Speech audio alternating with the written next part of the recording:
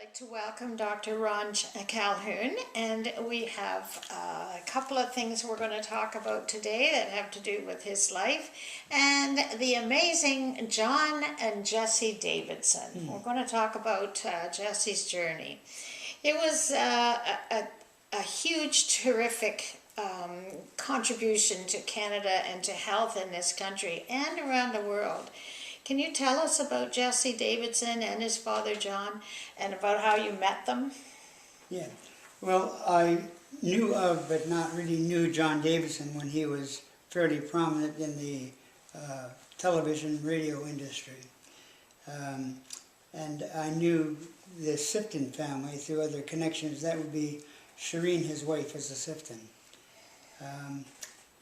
But I was not aware that they had a son, Jesse, who had Duchenne muscular dystrophy. John had gone to another colleague at work at the CFPL TV with the concept that he'd like to do something with Jesse that would raise funds. And what he had in mind was pushing Jesse in his wheelchair across Ontario. So his colleague, and I don't know who that would have been, said, well, the person you better talk to before you start is Ron Calhoun. He's very involved in the Terry Fox round across Canada, and he better than anybody else could give you some guidance. Your reputation was out there, wasn't it? I think so. So anyhow, out of the blue I get a call from John Davidson, and of course he was no stranger to me by name or visuals, because he was frequently on television. Yes, he was. Yes, he was. And so we arranged that he would meet with me after hours at Partners in Research in a day or two, and we would discuss what he had in mind. So when he came to tell me, then I learned about Duchenne, because I had not really knew much about that disease. In fact, nothing about Duchenne muscular dystrophy. And how he wanted to do something that would advance the whole research concept for that disease. So he told me what he had in mind and how do we go about this. So we spent a lot of time talking about what preparations would be necessary for him to take the first step.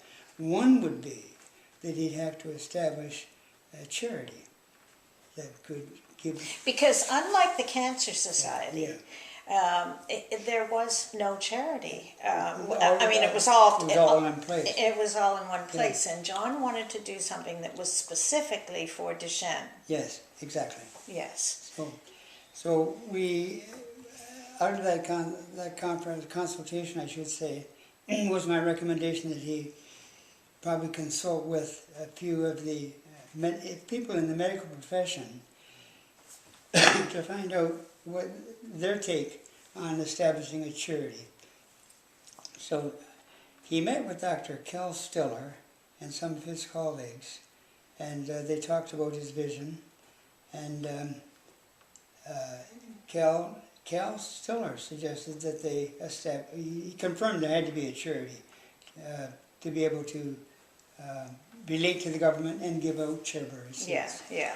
And so anyhow, and Cal even suggested that the name be called the Foundation for Gene and Cell Therapy. And that was Cal Stiller? That was Cal Stiller, yes. So after that, John and I got to get together again, and we started talking about process. We met several times, actually. Not long meetings, but important meetings. Mm-hmm. The whole process of establishing a charity, because we had gone through that with Partners in Research. Mm-hmm. And I was quite impressed with him. I was encouraged by his determination. And in one of the visits that followed the initial visit, he asked if I would be willing to come on the board and help him move this thing forward. So I agreed to do that, and I became the first president of the Foundation for Gene and Cell Therapy. We're talking about how you met John, and you told us about the beginning of it. Mm-hmm. And did you want to say anything more about that? Not really. The foundation for Gene Cell Therapy and Jesse's Journey, A Father's Tribute, and Jesse's Journey, The Big Walk. That Big Walk was A Father's Tribute, and Jesse's Journey was across Ontario. There was so much available to us that it really took a lot of the stress off. You mean in comparison to 1980 when you did the other with Terry Fox? Well, if you compare the two, what we had was a contrast. With the Terry Fox run, there was a lot of convincing on my part to the senior people in the society that we should do that. Yes. In this case, it was a man who wanted to do it. Yeah. And also, he had the backing of a lot of professional people that were eager to get involved, and he had the backing of the financial part of it with the Sifton Family Resources.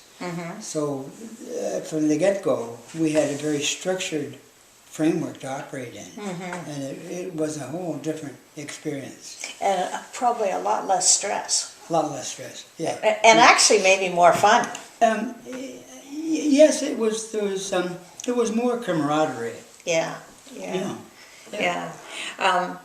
Now, of Jesse's Journey, A Father's Tribute, which is the second journey, John walked all the way across Canada. And tell about the challenges for you on that journey. Okay.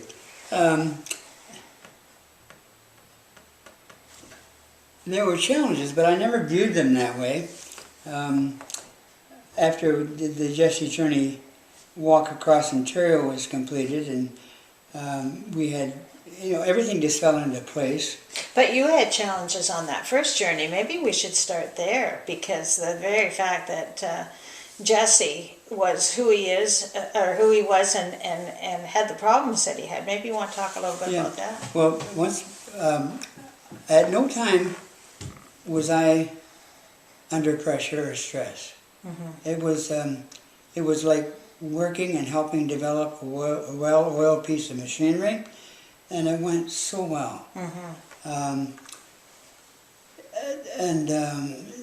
We were all concerned about Jesse's health, but having had his father right with him all day long, and the resources in the province to quickly take him for help if he needed it, that never materialized into anything really. No. And maybe people that are watching this won't necessarily realize how long that walk across Ontario, where John was pushing his son in a wheelchair. How long did that actually take? Ontario's big. Yeah, Ontario's big. It took about 4 or 5 months. Yeah. I mean, I'd have to review the starting date and ending date. Yeah. But it was a significant challenge. And then when his father 3 years later took the walk across Canada, and how long did that take in comparison? Oh, that took much longer.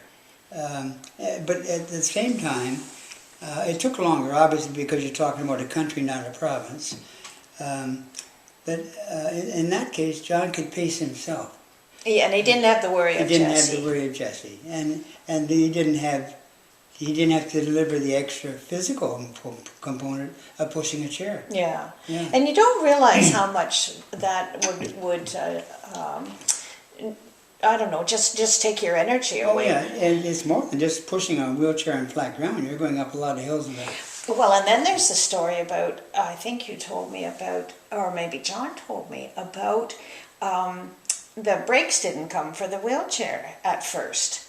Do you know this story? No, I don't. Oh, well, the brakes didn't come at first, and so when John and Jesse started out Jesse's journey, they were in northern Ontario with all the huge hills and so on, and John had the wheelchair strapped to him. So he was the anchor. So he was the anchor because they didn't have the brakes yet. Oh. So I wanted to ask you about the brain-oriented societies that operate in Canada. And in your opinion, are there changes in the way those organizations work that might hasten scientific discoveries and therefore help all of them? Yeah. Well, there's a number of charities, registered charities, that exist to support different avenues of research that have a brain connection. And that would be ALS, MS, muscular dystrophy, and then components of dystrophy, as we know, Duchenne exists, and others. And the irony of that is that, well, not an irony, the reality of that is that research is all about serendipity. The pursuit of cure for Duchenne could very well come from a research pursuit in another, by another charity. And it's been a vision of mine for some time that what we should probably have in Canada is a research center. It would be the National Research Center for Brain Disorders or something like that. And that each charity that needs that type of research would contribute to a research pool, and there'd be one entity. So when we got down to the actual discussions, it meant that the charities you had involved in this possibility had to talk about the revenue stream and how the money was spent and how much would be left for research. And those things are usually pretty guarded. They're pretty guarded, you're right. Yeah. And it turned out that some of them, the actual dollars they had left when they looked after patient services and other things they do, had relatively little money for research. Whereas the Foundation for Gene and Cell Therapy is 100%. And it doesn't have the obligation for patient services. And that takes me back to thinking of what you told us about Terry Fox, that Terry definitely did not want it to go to bricks and mortar. He wanted it to go to new research. Yep. Yeah. Yep. Okay, so... Okay, so if you went with a national organization, then there would have to be an agreement about the level of support for the research needed from the various charities. And so it would not have been easy to have one charity putting 100% in and another putting, say, 16 to 20% in or something like that. So in the end, I got the sense that the people who were involved in the discussions were very concerned about not having a revenue stream that would support administration and education and advocacy, if there was any. Yeah. So it never got off, but I still believe it has potential. And I think, from what you're telling me, would it be fair to say that, people have done some amazing things in all of these organizations, and they're very proud of what they've done. And so when you suggest a new way of looking at it, you've got personalities and you've got history you've got to talk about. Yeah. Yeah? Oh, yeah. Yeah. It's, I'm not sure how that would ever get off the ground, but I'm hoping somebody will pick the torch up. Oh, I'm sure there's another Ron Calhoun out there. All right. Is there anything else that you wanted to say about the whole thing with John Davidson and Jesse's journey? It was a pleasure to be involved.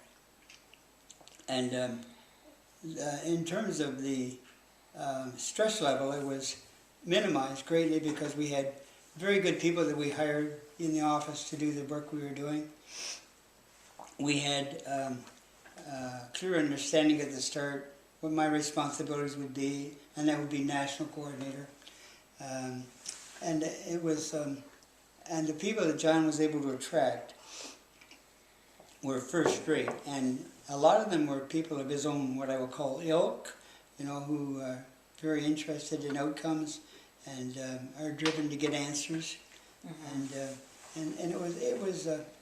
it was a good experience for good cause.